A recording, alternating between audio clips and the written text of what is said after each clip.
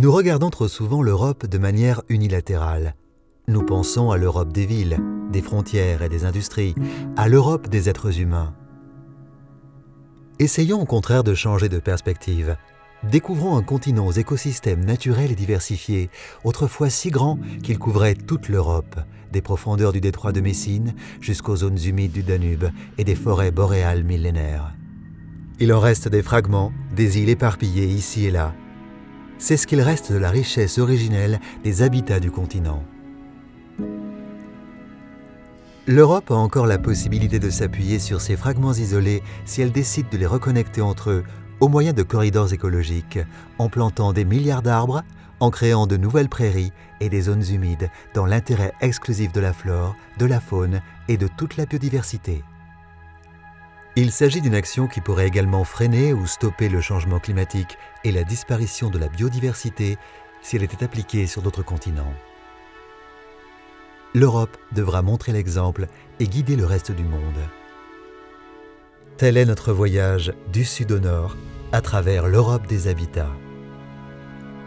Nous allons parcourir 6 de ces îles pour suggérer l'idée qu'un grand fil vert pourrait les connecter entre elles et les développer, construisant ainsi une barrière pour arrêter l'apocalypse environnementale qui se présente droit devant nous. Il est encore temps d'agir.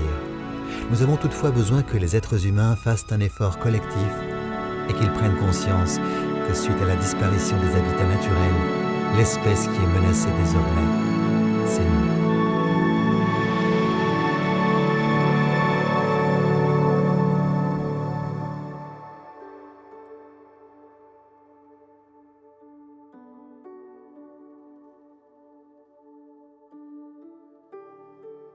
Le voyage auprès des habitats commence à l'Aspromonte, la frontière sud de l'Europe.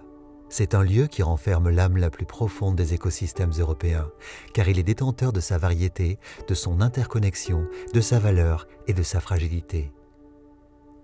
L'Aspromonte commence sous l'eau, où les plaines creusées par les embouchures des rivières qui descendent du sommet de la montagne rencontrent les profondeurs du détroit de Messine. Cependant, l'Aspromonte contient non seulement les habitats méditerranéens tels que nous les connaissons, mais aussi des environnements uniques tels que des tourbières, des forêts de hêtres et de sapins blancs, des écosystèmes qui semblent appartenir à l'Europe du Nord. Il s'agit d'un territoire aussi précieux que menacé, dévasté ces dernières années par des incendies qui ont ravagé des forêts millénaires et des sites classés au patrimoine mondial de l'UNESCO. Il faut stopper au plus vite les menaces telles que la transformation du territoire due aux constructions abusives, le braconnage et l'abandon, car voyager à travers l'Aspromonte équivaut à traverser les habitats de l'Europe en peu de kilomètres. À la fin, l'Aspromonte représente l'anticipation parfaite du voyage qui nous mènera aux portes de l'Arctique.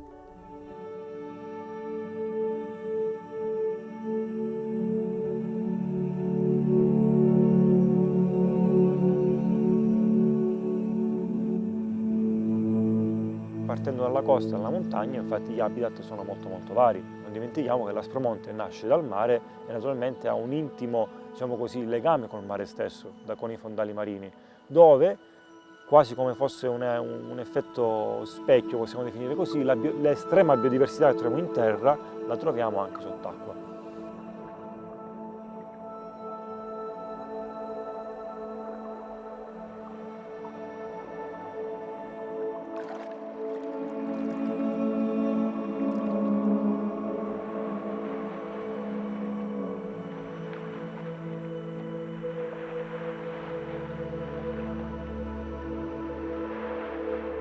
Iniziamo dalla fine, sì, che poi è anche un po' l'inizio di un ipotetico viaggio dalla foce della fiumara Mendolea, dove ci troviamo adesso, ripercorrendola un po' a ritroso verso monte, arrivando poi alla fine del viaggio che è in Montalto, dove in realtà invece si trovano le sorgenti della fiumara Mendolea.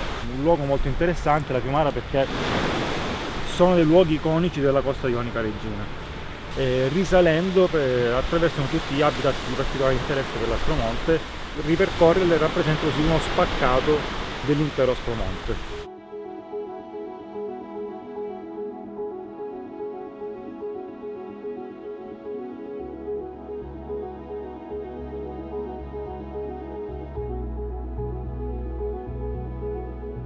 quando piove, quando ci sono le alluvioni o comunque precipitazioni molto abbondanti, fa paura perché praticamente si riempie tutta, quindi l'acqua scende molto velocemente, c'è un rumore davvero, un frastuono quasi preoccupante e praticamente l'acqua copre quasi tutto l'alveo.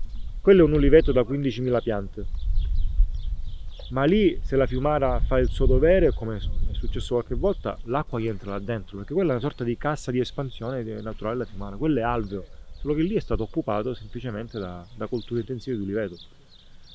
L'uomo che si appropria dei luoghi non suoi, confidando nella buona sorte sostanzialmente.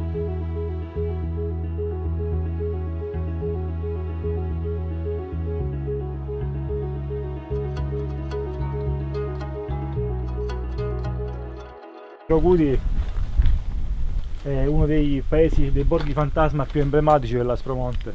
𝗚𝗲𝗶𝘁 è famoso nel mondo ornitologico e del 𝗚𝗲𝗁𝗁 per ospitare una delle colonie, diciamo, più numerose di rondine rossiccia a livello italiano, e quindi all'interno di queste case loro scelgono i loro siti di riproduzione e creano questi fantastici nidi che hanno una forma molto strana, che adesso cerchiamo di scovare in realtà.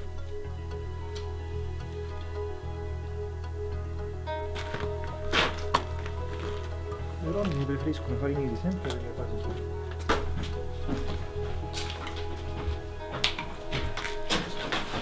La preservazione di questi ruderi ormai è fondamentale per la rondine rossiccia.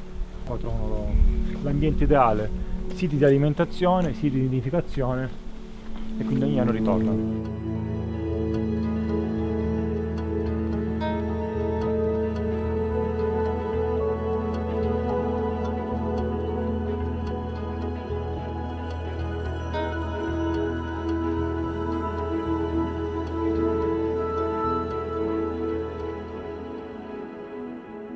Spesso tu non hai un rapporto intimo con la montagna come lo avevano magari gli aspromontani di un tempo.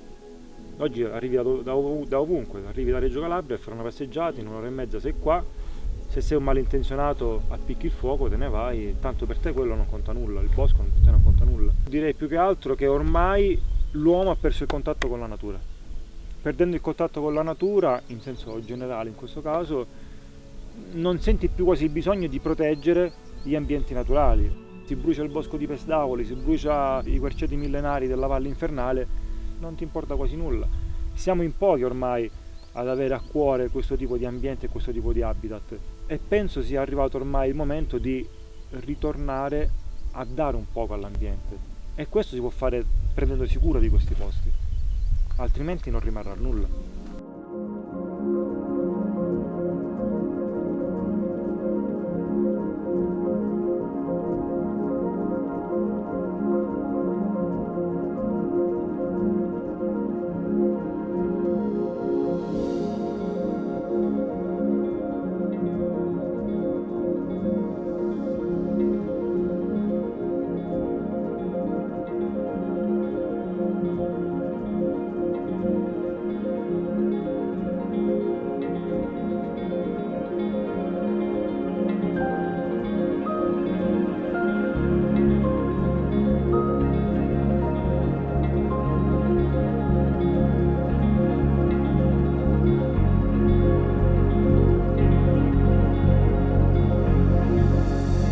Siamo arrivati in cima, quindi ci troviamo proprio nella punta più alta di questa ipotetica piramide che è l'Aspromonte, che dal mare sale su fino ai 2000 metri quasi. Sotto di noi ci sono le sorgenti della fiumara Mendolea. Questa parte stessa può essere considerata come un balcone sullo stretto, dove attualmente è in atto uno dei fenomeni più spettacolari che la natura ci offre ogni anno, che è quella della migrazione degli uccelli veleggiatori in realtà, quindi i più famosi falchi pecchiaioli, i più famosi rapaci, ma anche delle cicogne. E da qui, da queste parti qua, esattamente il flusso migratorio passa, attraversa lo stretto di Messina, costeggia l'area di Montalto, quindi la zona tirrenica, e gli uccelli proseguono verso nord. E di qua, durante la migrazione primaverile, passano dai 30 ai 50.000 rapaci sostanzialmente. Parliamo di una delle porte dell'Europa in realtà. Lo stretto di Messina rappresenta una delle vie principali per questi uccelli per raggiungere l'Europa in primavera o in autunno raggiungere l'Africa.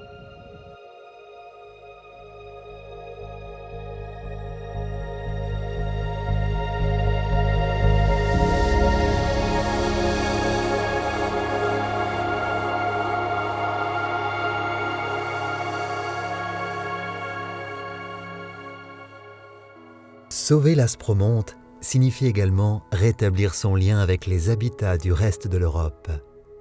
Ce fil vert qui traverse tous les Apennins et relie les forêts, les rivières et les campagnes, servant de pont entre les habitats méditerranéens et montagneux. Ce fil conducteur est trop souvent interrompu par les infrastructures et par les zones urbaines, créant des trous dans les corridors auxquels on ne pourra remédier que par la reforestation, la renaturation et la création de ponts écologiques. Il y a des domaines où ce défi est encore plus important, comme la triple frontière des Alpes-Orientales entre l'Italie, la Slovénie et l'Autriche. C'est là où se croisent différentes espèces provenant de toute l'Europe. C'est là aussi qu'a lieu un retour inattendu, celui des grands carnivores, ours, lynx, loups et chacals dorés. Ces animaux récupèrent ici des territoires parfois perdus depuis des siècles. Ils traversent l'arc alpin sans tenir compte des frontières politiques, mais s'arrêtent devant les autoroutes, les villes et les zones industrielles qui représentent des limites souvent infranchissables. Si l'homme continue à développer ses limites au rythme actuel, alors nous perdrons l'ultime chance que ces grands carnivores réapparaissent. C'est pourquoi l'interconnexion des habitats est une condition nécessaire.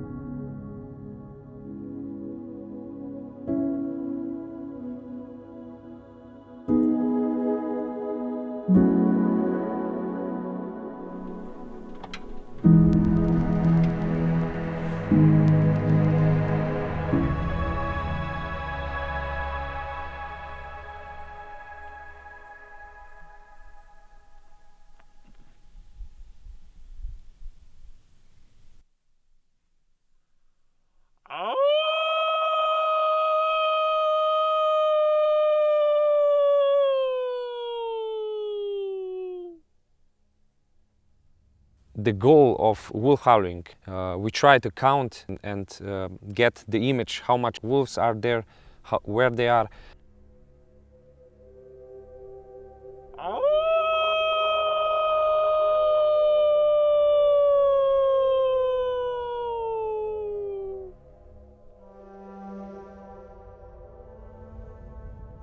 We are currently monitoring 3 of the quite rare species here, so lynx, wolf and bear. Large carnivores are actually one of the great regulators. This is why it's so important that we keep them in the ecosystem, especially in that kind of ecosystem that they played a big role in the last thousands of years, and I'm sure they need to stay there and keep that role, because otherwise it could break.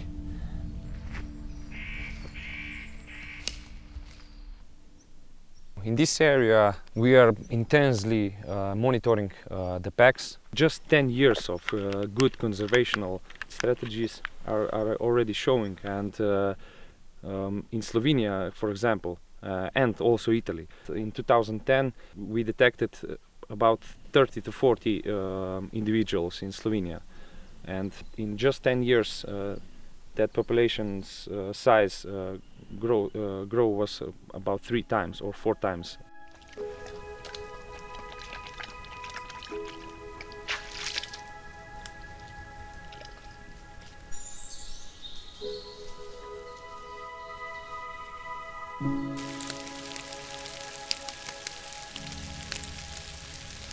What happened now, we were just checking our photo trap here that we have set for the wolves, for the capturing of the wolves, and we detected one of the rare bears that are moving here in the 𝗚𝗲𝗶𝗿𝗳𝗶𝘁 plateau. In Slovenia we have quite big densities of bears in the south, bears started to disperse into the new habitats that are here in the Alps, and the bears will start to disperse to other areas too, as well as Italy or Austria.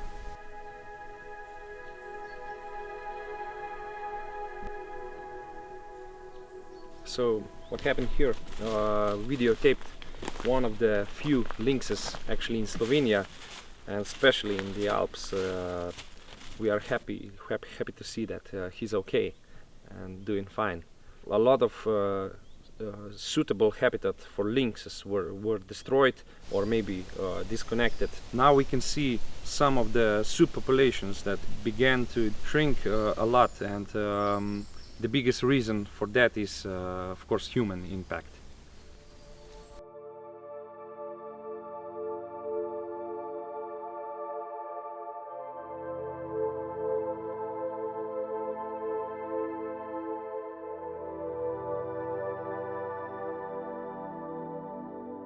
One of the biggest problems in the expansion of the population are the barriers that are created by us, and especially roads, high roads, railways, industrial site.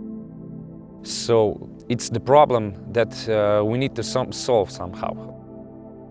This is one quite simple resolution right now, that we connect those that have habitats that were used to be connected. So it's very important that we don't hold it right now, so that in the next 10 years maybe it doesn't go very wrong.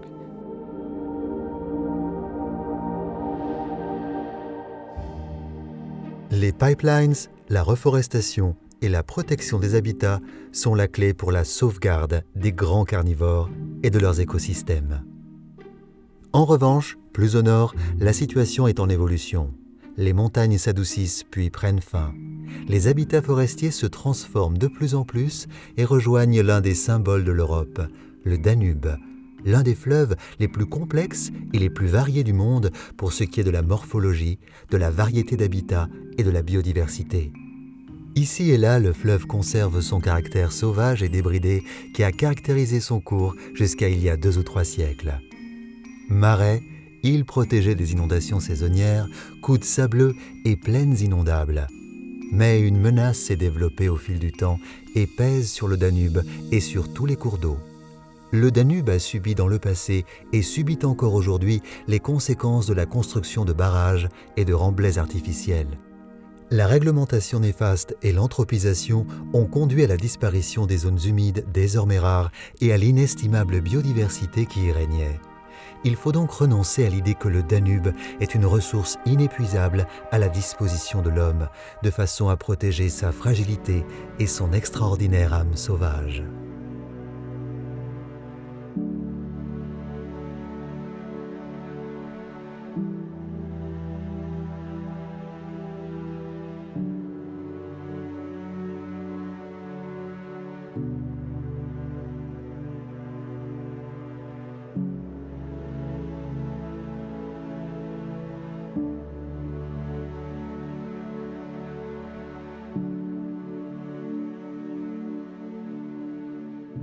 Diversity of life requires diversity of environments. So it's not the same having a fast-flowing river to having a slower flowing sidearm, to having a still wetland somewhere where amphibians can be, where storks can hunt. We can still find beautiful areas along the river, such as floodplain forests, sidearms, and small wetlands, larger wetlands, as we go further south. This river dynamics is not happening anymore because of regulation, damming of the river. But there are certain areas that we can still kind of help them to come alive again.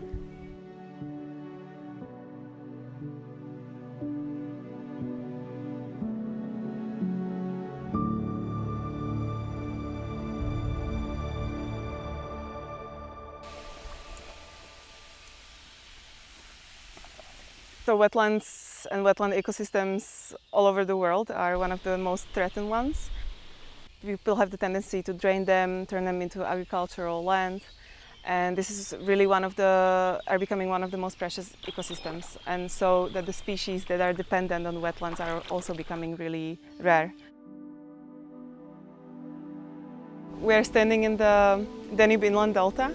It's a system of riverside arms and wetlands that the Danube once created before it was regulated. This is the area that was preserved until today. If you look a little bit then and walk, they are moving everywhere. Yeah. Because It's so beautiful. they just hatched recently, so they are.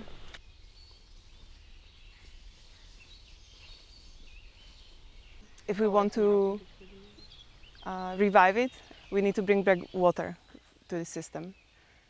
It's the main element that has created these ecosystems, and is the main element that the species living here are adapted to and that they need. But water has been lacking from this area for a long time, and the whole ecosystem is drying out and is really suffering.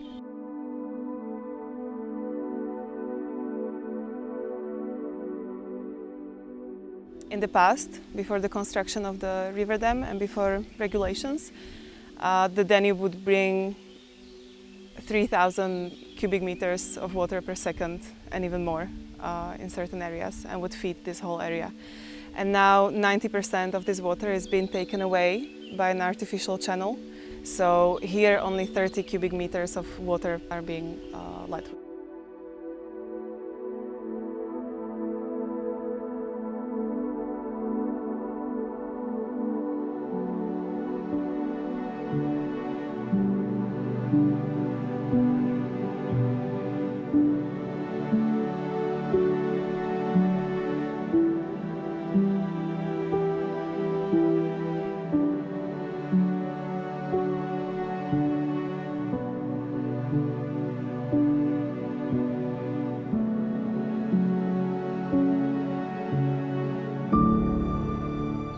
We're on a river island that was created by the Danube River, and it is one of the largest islands that we can still find on the Slovakian part of the Danube River. It was regularly flooded, and this is probably what saved this island as well. This is an area that is really heavily farmed, and intensive agriculture is really bad for biodiversity. So this island provides one of the last really big refuges for biodiversity.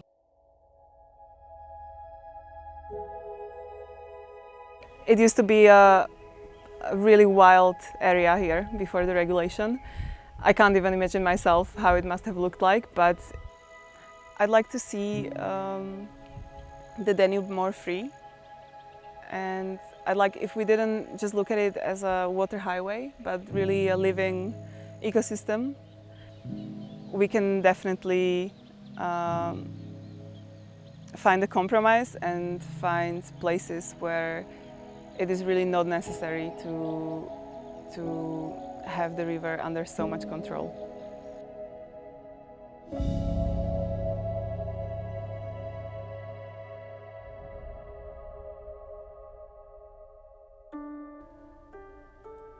Protéger le Danube signifie renoncer à des infrastructures en cours de construction, réduire l'impact des infrastructures existantes et surtout utiliser un mix de gestion durable des ressources hydriques en répartissant équitablement son utilisation entre les espaces naturels et les besoins liés à l'homme. Ce partage revêt des caractéristiques encore plus diverses en allant vers le nord. Les écosystèmes d'Europe centrale, autrefois dominés par une forêt géante et interconnectés, sont désormais réduits à quelques îles séparées par des zones industrielles, des villes et des infrastructures. Les espèces qui y habitent sont assiégées par l'agriculture intensive et par le désert qui s'est créé suite à l'utilisation de pesticides et d'engrais. Certaines zones apparemment naturelles deviennent si inhospitalières pour les espèces qu'on n'y trouve plus d'insectes, plus de fleurs, plus d'alimentation, plus de protection. Les espèces se mettent alors à chercher ailleurs, surtout dans les villes qui deviennent de nouveaux habitats grâce à la nourriture qu'ils offrent, et aux forêts, aux campagnes et aux zones renaturalisées qui s'infiltrent souvent presque jusque dans les centres-villes et dans les parcs. C'est ainsi que Berlin est devenue la capitale sauvage de l'Europe.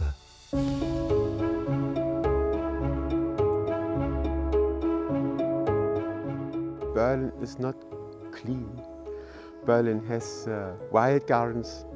Berlin lost many gardeners. Berlin lost buildings. Berlin lost streets, and the nature is coming back. It's not clean city, and that's the reason. That's the reason, because it's a chance for the plants and the animals to come back.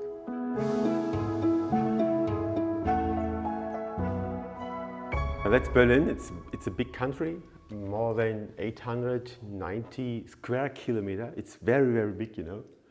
And more than 40% of our city is green, forest, water. It's crazy. So we have many, many animals, small one and big one. Biggest are maybe wild boar or fox or raccoon. And they are not only living in the neighborhoods, they are also living in the city center. It's interesting because the wildness, the spectre, is not really for the animals.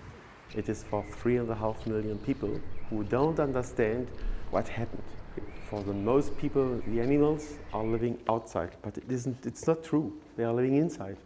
And the people have to remark that they are not alone. So I have to look for the animals and have maybe to talk to the people. 20 years ago, there were some raccoons, maybe 10 or so. And now every day we get telephone call for about 10, 20 raccoons. So for my opinion, we have more than 1,000, 1,500. First of all, I have to control the situation between a human and animal. And sometimes something is wrong, like here. Here's a family of raccoon who's very close to the people. They get food every evening, so they have no distance. And yesterday there was a family here with a child, and the raccoons are coming too close to the child. And we have problems with people who give them food because of the losing distance. You heard it?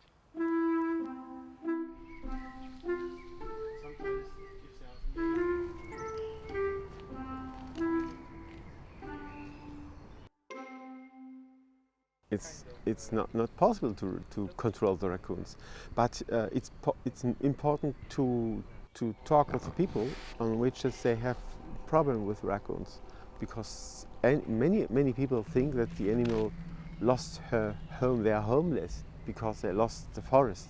But the raccoons and other animals are very clever. They know that the forest is not their home.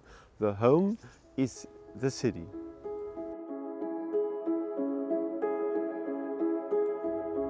They come out of the landscape in which there's no chance to live. The agriculture. Agriculture is a dead culture. For the most people, if they go in the spring outside, they say, oh, it's green, it's great, but if you are an animal, an insect or so, it's no chance to have it. You have no chance to live.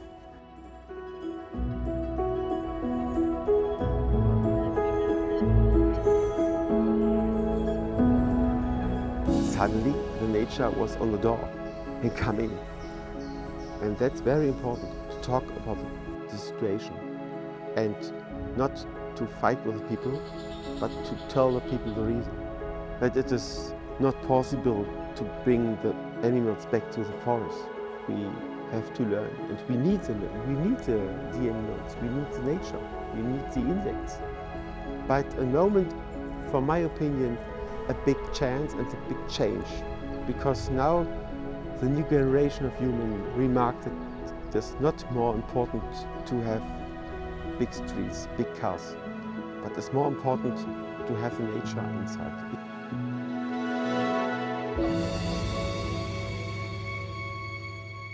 L'avenir de la nature à Berlin réside dans la compréhension que même les espaces urbains n'appartiennent plus seulement à l'homme, mais aussi aux espèces que l'homme a lui-même forcées à la migration.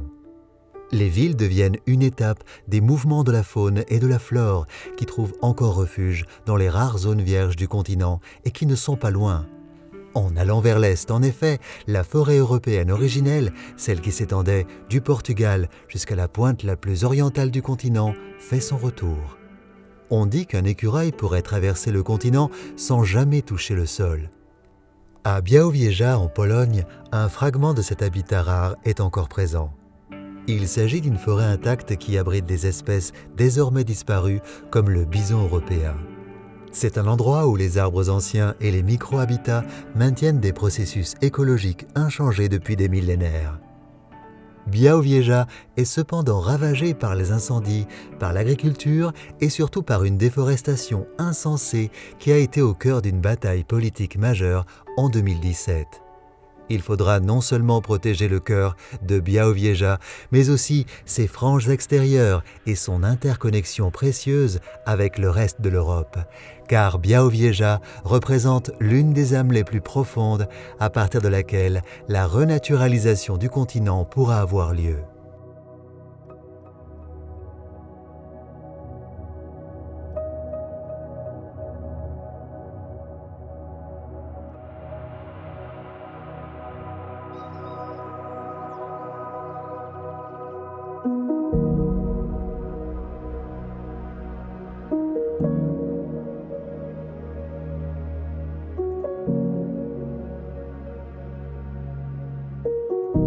It's the last temperate zone, lowland forest, what is left, more or less not destroyed.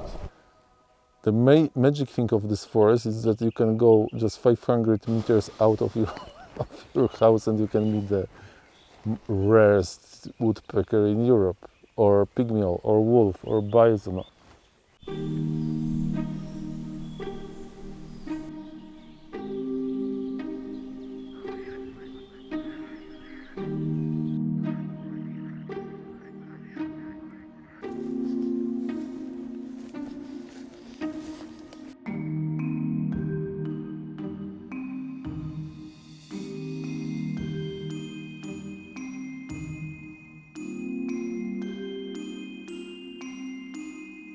It's of course very connected, both 𝗏𝗏𝗃 and bison, because both are lucky that they survive humans. Here it's like 700. It's the biggest herd in the world. But the bison is super rare. It's like, 6,000 bisons in the world.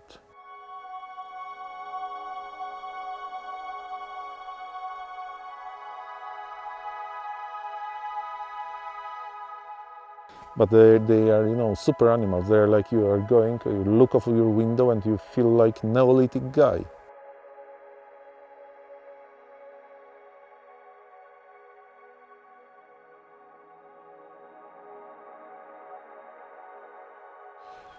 The estimations are telling that in this 100 years, they cut like 80% of such a big trees what they were here.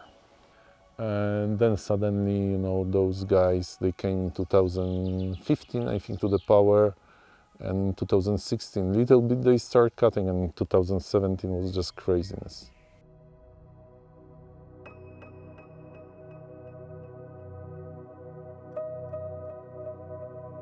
They said that the bark beetle is destroying the forest, and they just came with harvesters, and they just cut like 200,000 cubic meters, which means like 6,000 lorries with the wood. So they destroy a lot of nice virgin forest in the other side of river.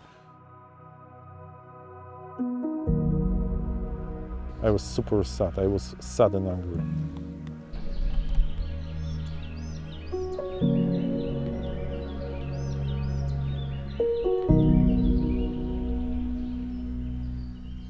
The forest doesn't need management. No. This is what you need to do, it's just to leave alone. Leave it. Just leave it and it will, will grow itself. In Europe, we need to have a more 𝗏𝗏𝗃. What's this just to decide to leave it. Forest, river, marshes, just leave it.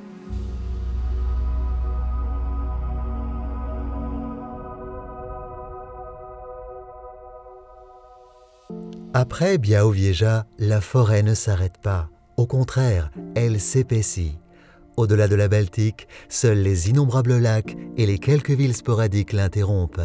Une infinité de vers s'offre à nous, mais dans de nombreux cas, il ne s'agit que d'une illusion de la nature, car ce ne sont pas des forêts, mais des plantations faites de milliers d'arbres qui ne vivront pas plus de 50 ou 60 ans. Trop peu pour devenir un écosystème vivant et fonctionnel. Ici et là, les forêts boréales originelles survivent encore. Ce sont des habitats anciens qui, dans certains cas, ont existé sans interruption au cours des 5 ou 6 derniers millénaires. Cette continuité garantit la survie à une biodiversité unique en Europe. Ces forêts sont fortement menacées par de graves dangers tels le changement climatique, les incendies et surtout l'exploitation intensive causée par un manque de sensibilisation et un abandon alarmant. Des forêts millénaires sont souvent abattues avant qu'elles ne soient reconnues comme telles. Nous devons connaître ces forêts et les protéger avant qu'il ne soit trop tard, car cette dévastation ne met pas seulement en danger la biodiversité, mais aussi la survie de la dernière population indigène d'Europe, les Samis, qui vivent en relation directe avec ces écosystèmes. Les rennes disparaîtront également de ces forêts anciennes, ainsi que l'équilibre délicat que les peuples indigènes ont atteint avec la nature. C'est la leçon de coexistence que l'Europe doit apprendre pour essayer de sauver autant que possible ses habitats. Et cette leçon est dispensée ici, aux portes de l'Arctique, où notre voyage se termine.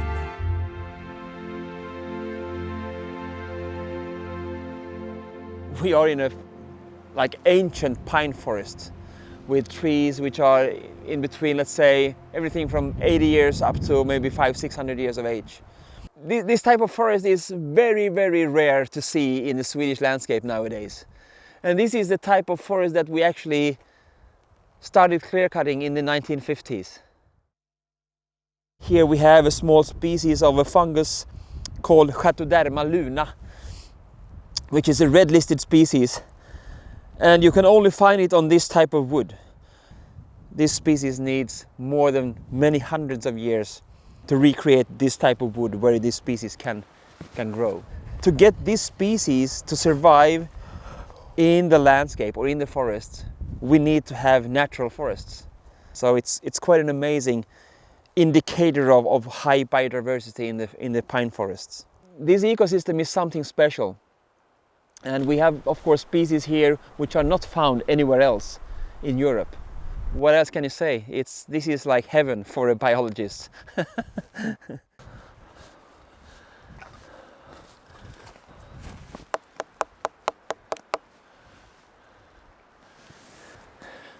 This tree might be hollow because it seems to be a forest fire scar on the backside here, or some kind of scar. So, but we'll try to drill it.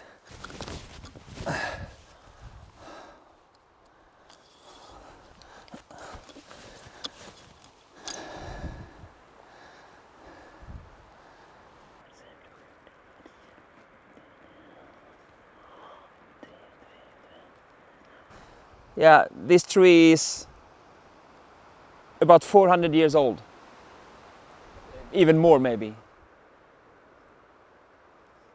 This type of forest or this type of pine forest has been evolved in this area probably for the last 3, 4, 5, maybe 6 or 7,000 years. And that continuity of forest on this ground has developed a special ecosystem. And you cannot recreate that by planting a tree. That's totally impossible, because then you have to see or see to that this planted tree gets the chance to be 300, 400, 500 or 600 years old. And we don't do that.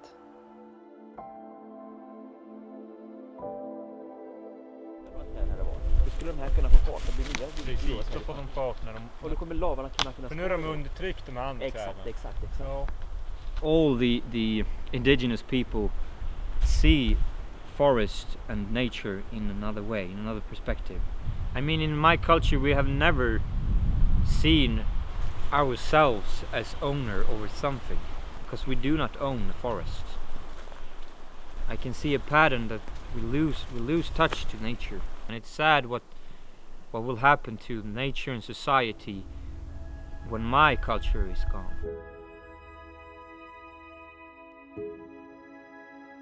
As you can see here, this has been a logged area, of course. I mean, this is the worst case scenario for us.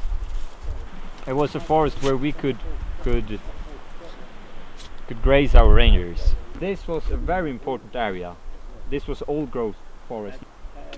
These trees had plenty of lichen on the trees, hanging lichen. And that is key for our reindeers. This was a place where there was life. And as you can see now, it's dead empty.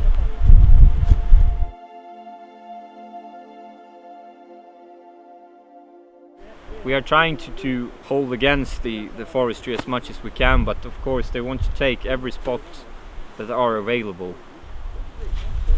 Worst case scenario, if they keep on logging at the same pace that they are doing, I mean, all the old growth forests would look like this. There will be no old growth forests, and we will not be able to herd our reindeers. Our culture will die with it.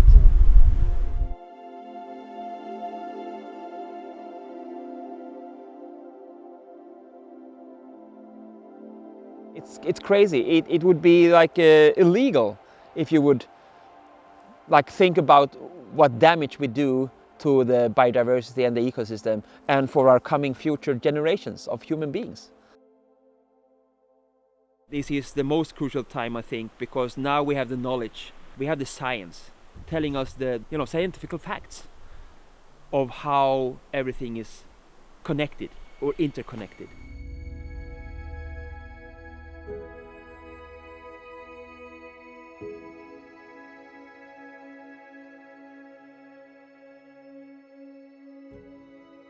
If you follow the forest from southern parts of Europe, the Mediterranean forests, up to the polar forests, you have a variety of ecosystems who are somehow interconnected to each other. So we need to protect 30% of the mountains, 30% of the forests, 30% of the marshlands, 30% of the peatlands. In that way we can maybe save the ecosystem of every nature type. I would say that this is the last chance to do it. This is the last chance for man to stop the destruction of natural ecosystems. We had the chance 50 years ago, we had the chance 30 years ago, we had the chance maybe 10 or 15 years ago. But after this we won't have a chance anymore.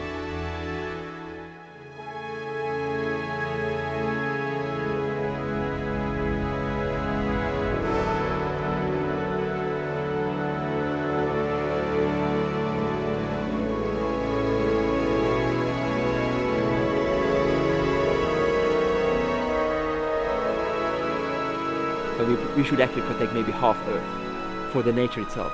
I think it's a very nice idea. So we human beings can start to understand how we could be sustainable on the other half. That would be my dream, of course, but it's a long way to go.